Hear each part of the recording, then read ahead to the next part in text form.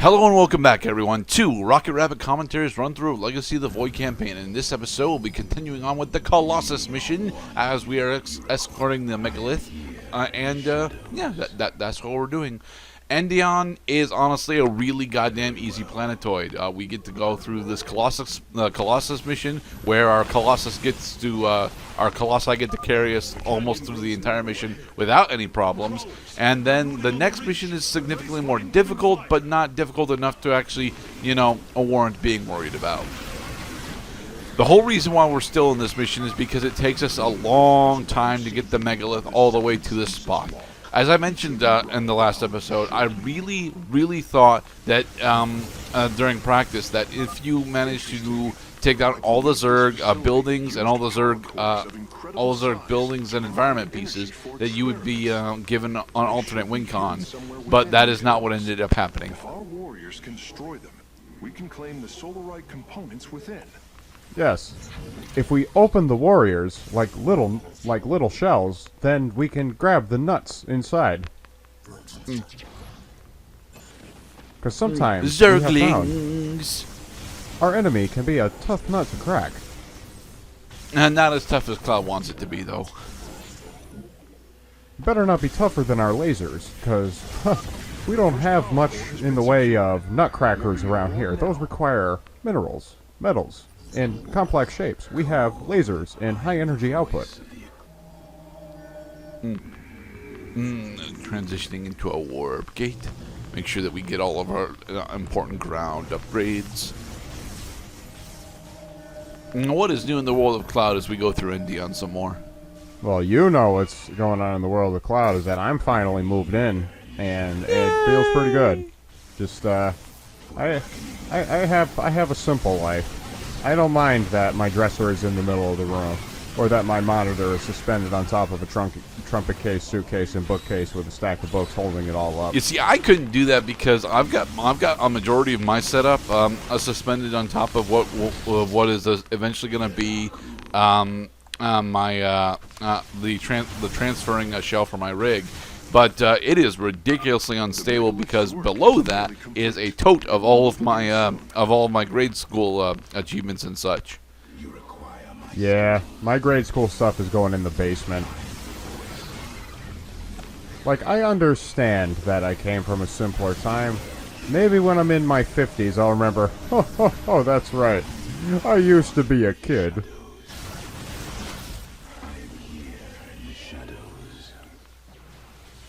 Zap.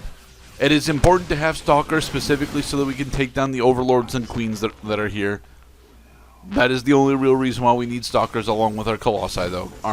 Again, the three colossi that you start with, along with a couple of sentries, can go through the entirety of this mission pretty much on their own. Hey, Gerdad, I got a joke for you. What? What makes a colossus a good bartender? The ability to hit the top shelf of the alcohol behind the bar. Yeah, that's the joke. It's because they can reach the top shelf.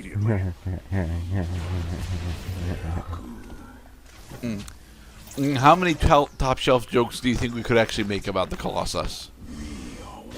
That's about it. Because, you could be moved in with Grandma and have to help her so that she doesn't have to risk falling and breaking her hip going over a stepladder, or you could be working in a bar in order to. Well, top shelf is a term for the higher end liquor. So yeah. if you want higher end liquor, you usually ask for top shelf. That goes for, at least in my experience anyway. It goes for wines, it goes for vodkas, liqueurs. Top. Why settle for anything lower than the top? Because the stuff below the top is costs about half as much and is as tasty. Says you. Now here we have a race of people who have never touched a drop of alcohol in their entire lives. I mean, we protoss. don't know that for certain, but it's very plausible because they don't really happen to have an oral orifice as far as we can tell. Well, how do they ingest nourishment? That is a good question. I do not know. Well, I guess this is where the video gaminess of the Protoss lore starts to kick in. Is that, well, I mean, we understand how Terrans get their nutrients. We know And how the the Zerg eat. they have Zerg. Terran and Zerg both have a standard digestive system. But the Protoss is just a big mystery. And build another Colossus. I don't have enough psi to build another Colossus. Dang it. Or maybe what they do is that they receive the resonance frequency of that which we can call food, and they simulate its electromagnetic properties inside of their own bodies, using that same kinetic energy which must necessarily come from outside of the soma. The issue with that is I don't think that food actually works on the electromagnetic spectrum, or at the very least nutrients. Oh don't yes, it transmit that does. way. Everything works on the electromagnetic spectrum. Are you sure? Well, I'll give you an example. Digestive enzymes, gastric juices, yeah, those operate using chemical reactions. And chemical reactions cause exchange of electrons that turn substances into simpler substances. I don't know. I think the refinement of nutrients is quite a bit different than how we would define a functioning electromagnetic system. Well, I mean, I'm just saying is that it's a sub category of electromagnetic operation. I mean, hell, the human body generates so many volts of electricity just by being alive, and synapses crossing neurons and such. But the rest of the body alive. generates what, 1 BTU a minute? Just for more details, see The Matrix. The Morpheus explaining The Matrix and why The Matrix is The Matrix. The third lock has been disabled, and the Megalith is on the move. My readout shows Cybros beginning to awaken from stasis. Which is interesting, but not relevant for this mission. Hurry, boys! The eggs are hatching. Ah! Hey, send the Hydra. Let's get our main base. You see, I warned you. Ah, yes, we have assembled the mass. We have assembled... we have a mass of stalkers with Colossus and Sentry support. This mission is over. We're just waiting for the Megalith to finish its route. Beautiful, isn't it? Gives one such a rush. I do love having such a massive Protoss units, though. You really do feel nigh invincible with this amount of Protoss. Hang on, you overextended there a little bit. I saw the division of groupings. I did a blink backwards. I'm fine. Well, what I saw was that the Colossi moved up in order to. Well, see, this is a perfect arrangement for your death march. Is the Colossi are in the back row because they have the longest reach. Hey, look, we still have a surviving zealot somehow. A good analogy is that if you ever wanted a picture of success, you always put the tallest dudes in the back row so that the shorter people are either standing at full height or they are taking a knee so that everyone is visible. Okay. And so now we must wait for the Megalith. Oh, wait, there we go. We jumped to the Megalith arriving. Haha! Destabilizing, and the grid is down. We've done it. Cybros is free from stasis. Yay. Yay! Recall our forces from Endion's surface.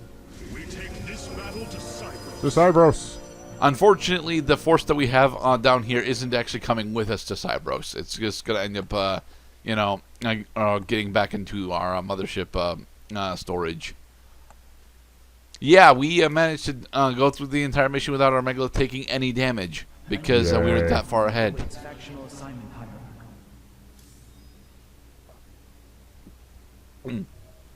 Hey, Vorazun. Chosen as the world Cybros was to orbit.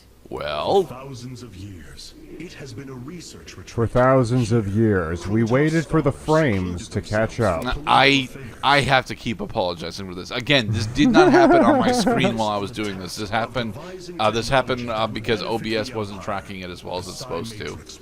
An apology is in order, yes. An acknowledgement that we are literally looking at a series of disjointed stills. Stills. Yes. That is not your imagination. To a research colony. Where better than a place where our greatest scientists resided, constantly improving Cybros' stasis field. And how many resided on the world below? 800,000 Kalai. A contingent of Templar. I only hope their deaths were swift. They probably were. I mean, Amon Zerg aren't known for toying with their We enemies. have received new robotic siege technology, Hierarch. Please make your selection. All right, so since we got access to the Colossus, we can either use the Sentinel Colossus, which is where we're going to keep it for, forever, or we could use the Ire Reaver. I still fucking hate Reavers. I love that we get access to the Ire Arbiter, but it takes up the spot of the fucking Void Ray, so we're never gonna use it. And though it sends me on an upgrade tree, I just really hope it's not that upgrade that has this really weird nuance that I don't like. It makes me prefer the predecessor version. Alright, and so we're going to go into Purification. Down, the Zerg have begun infesting the surface of Cybros. Infestation If we wish to begets see the purifiers, purification. Your Templar are ready, Hierarch. Give the word, and it shall be reclaimed. I still like Phoenix. Purification is an interesting mission in that we have, well, it's structured a lot like prior missions where we have 4 objectives to go around and doing them in any order increases the difficulty of the mission. Across the surface. I had never bothered to map out which of the 4 bases is actually the easiest one to get. I think the one in the bottom left is the easiest, but I'm not sure. But yes, there are hybrid already here, despite the fact that the stasis field just fucking fell. Cybros' power architecture is divided into 4 distinct quadrants. They get working quick. Each is sealed by 3 null And so do circuits. we. Destroying all of the circuits in a quadrant should restore its power, activating at least some of the purifiers. Yup. Also, We need to keep a watchful eye upon the core matrix. If the Zerg destroy it, Cybros falls as well. keeping the core matrix safe is actually the hardest part of the bonus objectives for this mission because of the fact that you have to defend it on effectively 3 fronts. On the front, the right side, and the top. And defending it on top is a bit of a hassle. But we're going to be using Annihilators for this mission because Annihilators are fucking amazing, as already discussed. Artanis, there are unpowered cannons placed near the core matrix. With enough fortification, this would be a defensible See? position. They get to annihilate the Hydralisks very easily. Mwaha. There, a null circuit. Destroy it, and power should begin to flow again. No, when you destroy circuits, you stop the flow of electricity. The null. Here's the thing: a null circuit is very specifically stopping the flow of power to the purifiers. It's an anti-circuit. Okay, Yes, well it is that's... an anti-circuit. We must destroy the opposite of the thing we are trying to activate. We're waiting for a Shadow Cannon to respawn so I can, so I can take down the spine crawler that's there. But while we're waiting, our Annihilator can actually do a little bit of damage to this particular one. There we are. Okay. Now, do we actually push forward? Yeah, we push forward a little bit further. We should not be pushing this far forward, given the fact that our zealots are deaded. And Annihilators do not have the absolutely amazing defensive steroid that comes from the Ire Immortals. So, this was me pushing my luck too far. Poke. Yeah, this is me trying to be cheeky with my starting forces and getting punished for it. I mean, Well, I do clear out. I do clear out a good portion of the defenses that are here, making it so that when we actually come in with a smaller force in a minute or so, we'll actually be able to take that final circuit really early. But And in the next part, we have... in the next part, we'll do purification. Be safe, We have everybody. purification. Dang it. This is a chance to turn around. We're only 2.5 minutes into the mission. You have one question to ask yourself is, will I proceed? And we will in the next part. Yay.